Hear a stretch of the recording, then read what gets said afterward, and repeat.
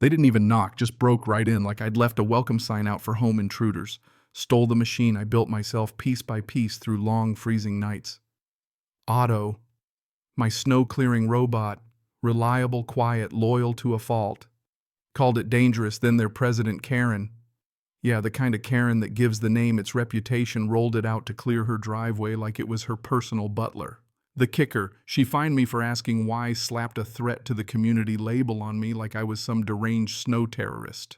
But the real storm hadn't hit yet, literally and otherwise. See when the blizzard finally buried our little Minnesota suburb under 6 feet of frozen payback when her fancy door was snowed shut. Street dead heat flickering off. She found out the hard way that Otto still listened to one voice. Mine. She never saw it coming. Me taking back every inch one silent pass at a time until she was the one trapped begging for help. Too late. Because winter here doesn't care about permission slips, and neither do I. I moved to this tiny snow-wrapped town after 40 years managing chaos in places most folks can't even pronounce. Fixed machines under enemy fire, ate breakfast next to artillery. I figured I'd earned a little quiet black coffee frosted window, just the whisper of wind in the branches, right? Yeah, that's what I thought. The day I closed on the house, HOA rules landed on my porch in a folder that practically snapped when I opened it. List of forbidden paint colors, a wattage cap on Christmas lights, and the real kicker, mandatory sidewalk clearance within 24 hours after every snow. I signed the papers, filed them away, told myself I was here for peace, not some war over the length of my grass. Man, what a fool's hope that was. Minnesota winter's not a season, it's a siege. Cold sets up camp in your bones, snow stacks up like an unpayable debt. For a while I did it old school, shovel and all, until my shoulders screamed mutiny every November. Third winter I'd had enough. That's when Otto happened. Military surplus treads, old drone parts, aluminum scoop I hammered out myself.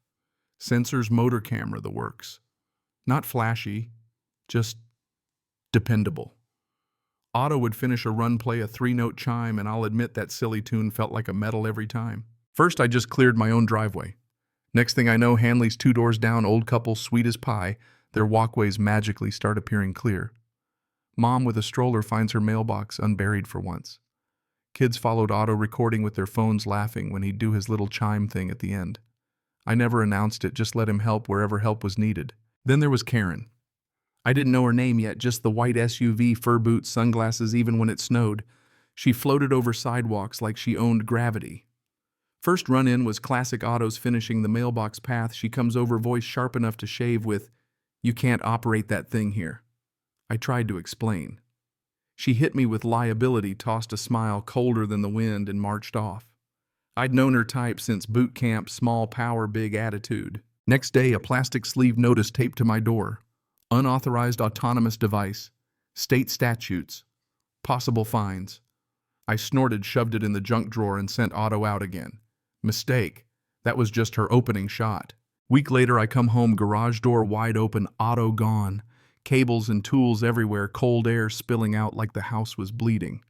I check the security feed. There's Karen flanked by 2 officials, one with a clipboard, the other with bolt cutters, marching Otto out like a prisoner of war. She never once looked at the camera. Didn't have to, she knew exactly where it was. Thing is, you spend years troubleshooting under fire. You don't trust in just one failsafe. I had a backup transmitter just in case. Otto still pinged battery full GPS, showing him, wouldn't you know, it parked right in the middle of Karen's driveway.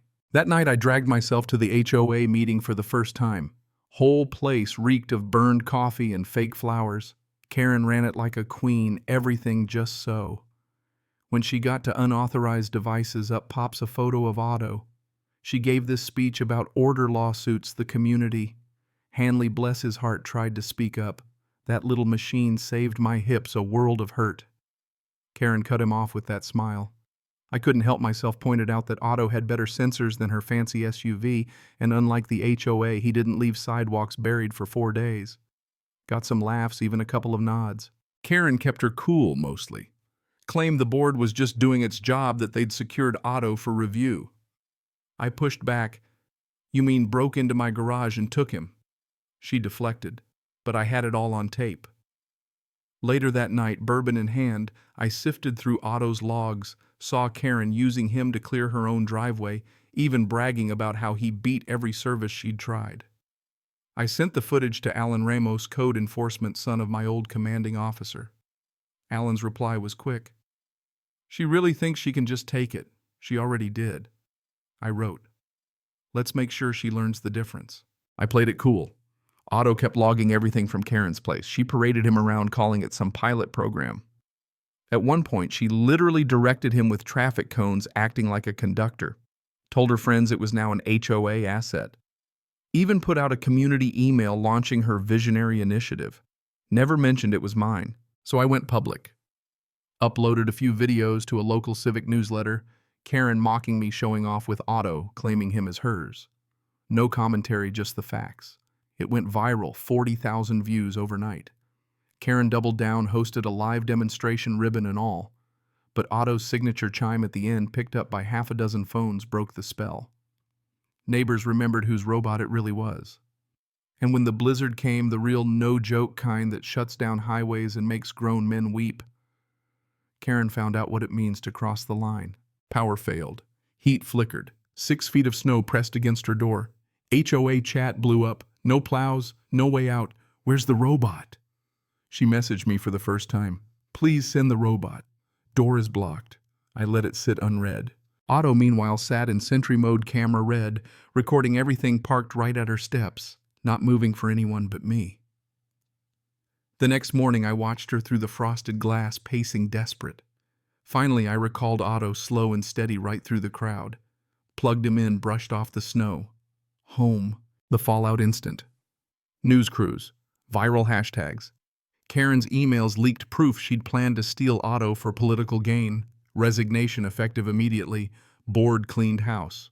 Paul, the neighbor who'd brought me cookies during the worst of it, took over as interim president. All fines wiped clean. Otto officially returned. We rewrote the bylaws this time for people, not petty tyrants. Otto's new route mailbox cluster, Hanley's Paul, any home that needed it. No fees, no forms, just help. People waved again. Kids watched. Lemon bars on the porch.